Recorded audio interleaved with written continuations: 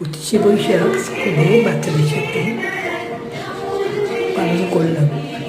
ওদের সামনে একটুখানি রবীন্দ্রনাথকে কিছু বলা, একটু ছোট্ট করে নিজে দেখালাম।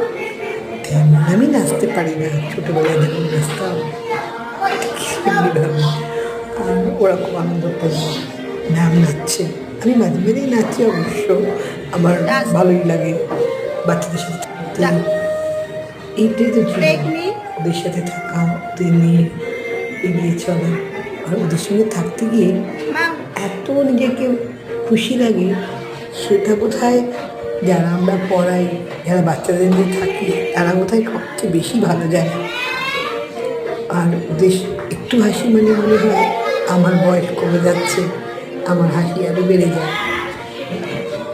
সেটা সবচেয়ে বড় ব্যাপার। ওদের অনেক কিছু শেখাতে ইচ্ছে করে, জানাতে ইচ্ছে করে, যেটুকুনি আমি জানি বা কতটুকু।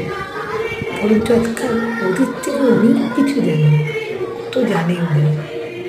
সত্যি আমি যেন আবার ছোটো হতে পারি। অবশ্য ছোটো হয়েই থাকি, ওদের সঙ্গে থাকা মানে কিন্তু ছোটো হয়ে থাকি, আমরাই জানি। Go, go, go to mom. Go to mom.